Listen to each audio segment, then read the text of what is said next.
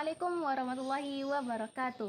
Peningkatan mutu pendidikan di sekolah perlu didukung kemampuan manajerial para kepala sekolah. Untuk itu, pada kesempatan kali ini kami akan menjelaskan tentang implementasi manajemen berbasis sekolah. Dengan bacaan basmalah, saya Sri Hartati akan memulai presentasi pada hari ini. Pada kenyataannya, pendidikan bukanlah suatu upaya yang sederhana, melainkan suatu kegiatan yang dinamis dan penuh tantangan. Pendidikan akan selalu berubah seiring dengan perubahan zaman. Setiap saat pendidikan selalu menjadi fokus perhatian dan bahkan tak jarang menjadi sasaran ketidakpuasan, karena pendidikan menyangkut kepentingan semua orang. Bukan hanya menyangkut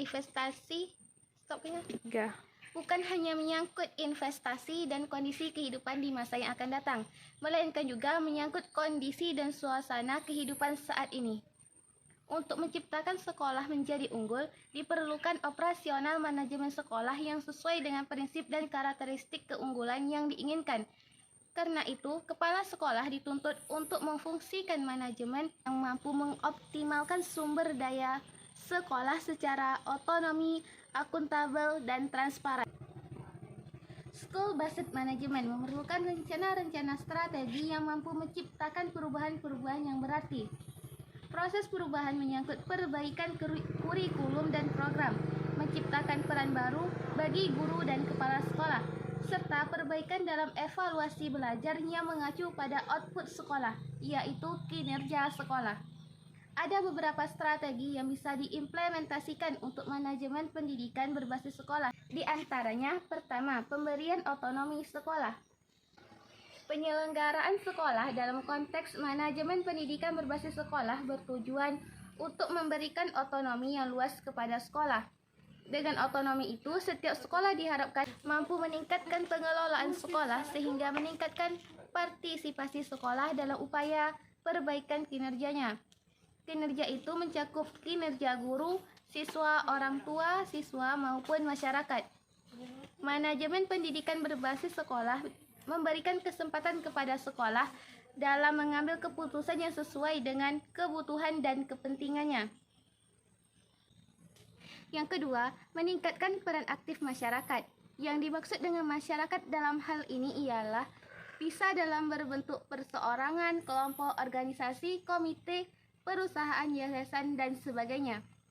Ada beberapa cara yang dapat dilakukan untuk melibatkan masyarakat baik secara aktif maupun proaktif dalam mensukseskan penyelenggaraan pendidikan.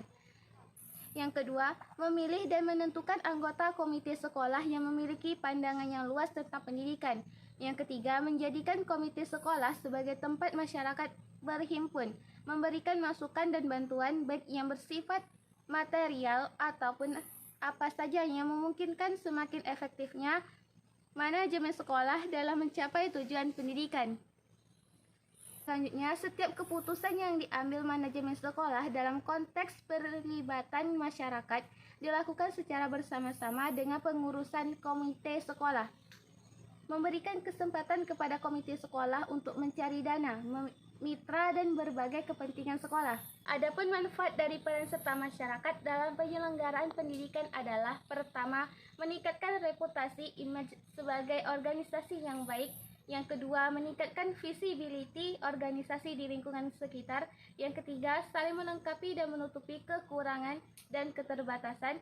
Yang keempat, meningkatkan motivasi karyawan. Dan yang terakhir, terdapat kontrol eksternal dari masyarakat. Penjelasan selanjutnya akan dijelaskan oleh teman saya, Dian Febri Ovianti. Baik, saya Dian Febri Ovianti akan melanjutkan presentasi dari teman saya. Yang ketiga, ada proses pengambilan keputusan yang demokratis. Karena manajemen ini sifatnya desentralisasi, maka pengambilan keputusan yang sifatnya individual sangatlah bertolak belakang dengan cita-cita MPBS. Sifat desentralisasi menghendaki asas musyawarah dan pertimbangan dari berbagai pihak saat pengambilan keputusan. Jika pada sentralisasi segala keputusan datangnya dari pusat dan sekolah hanya tinggal mengamini saja, maka tentulah tidak sejalan dengan cita-cita bangsa yang menginginkan asas demokratis dalam praktik kehidupan berbangsa.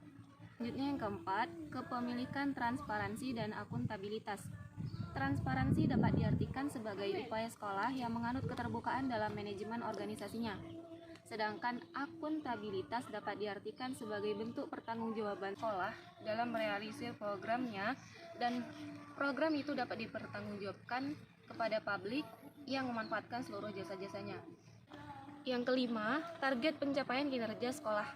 Kinerja memiliki posisi penting dalam manajemen dan organisasi, karena keberhasilan dalam melakukan pekerjaan sangat ditentukan oleh kinerja.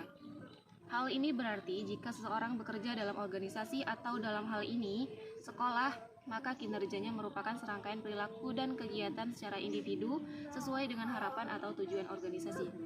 Menurut Imam Wahyudi, sebagaimana terdapat dalam Chafarudin dan Anzizan tahun 2017, ada 3 jenis kriteria kinerja, yaitu yang pertama, kriteria berdasarkan sifat, yaitu memusatkan diri pada karakteristik pribadi seseorang karyawan seperti loyalitas, keandalan, kemampuan berkomunikasi, dan keterampilan pemimpin. Yang kedua, ada kriteria berdasarkan perilaku, yaitu berfokus pada bagaimana pekerjaan itu dilaksanakan. Lalu yang terakhir ada kriteria berdasarkan hasil, yaitu berfokus pada apa yang telah dicapai atau dihasilkan. Selanjutnya akan dilanjutkan oleh Luluk Sofiatul Jannah. Baik, saya Luluk Sofiatul Jannah akan melanjutkan presentasi dari Sri Hartati dan Dian Febri mengenai B. Perencanaan pengembangan sekolah.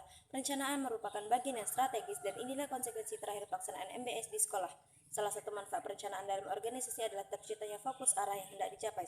Fokus di sini adalah bahwa organisasi mengetahui secara jelas kebutuhan stakeholder dan bagaimana cara memberikan pelayanan yang terbaik kepada mereka.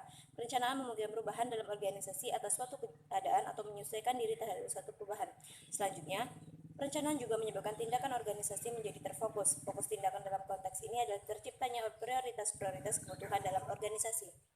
Setiap sekolah pada umumnya telah memiliki visi, misi, dan tujuan yang menjadi acuan dalam penyelenggaraan pendidikan di sekolah. Oleh karena itu, mutlak diperlukan adanya suatu pengembangan program sekolah. Berbagai program yang dikembangkan tersebut harus relevan dengan visi dan misi sekolah serta sebagai bentuk penjabaran yang lebih rinci, terukur, dan visible untuk dilaksanakan di sekolah. Jadi secara umum perencanaan mempunyai peranan penting bagi keberhasilan pendidikan umum dan sekolah khususnya. Penyusunan rencana sekolah dilakukan melalui suatu proses yang sistematis dan logis. Langkah-langkahnya misalnya ada beberapa. Contohnya, yang pertama, mereview arah strategis kebijakan pendidikan dan agenda perbaikan pendidikan pada umumnya. Kedua, menelaah dan menyempurnakan kembali statement tentang visi, misi, dan tujuan dan sasaran sekolah.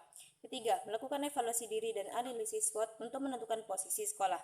Keempat, mengidentifikasi kebutuhan dana atau peluang peningkatan. Kelima, perumusan strategi dan tindakan yang akan dilakukan untuk mencapai tujuan dan sasaran tersebut. 6. Melakukan kegiatan monitor dan evaluasi untuk mengukur perkembangan secara periodik. 7. Melakukan analisis data, mengumumkan dan menyampaikan laporan kemajuan kepada masyarakat dan pihak yang berkepentingan. Sementara DP Dinas Region Pendidikan Dasar dan Menengah mengumumkan langkah penyusunan rencana pengembangan sekolah. Nah, langkah-langkah pengembangan sekolahnya yang dikemukakan oleh Dirjen Pendidikan Dasar Depdiknas adalah: yang pertama, merumuskan visi sekolah. Kedua, menyusun misi sekolah. Ketiga, merumuskan tujuan sekolah. Keempat, menganalisis tantangan nyata. Kelima, menentukan sasaran sekolah. Keenam, mengidentifikasi fungsi-fungsi. 7. Melakukan analisis SWOT. Dan 8. Mengidentifikasi langkah-langkah pemecahan masalah. Menyusun program pengembangan sekolah.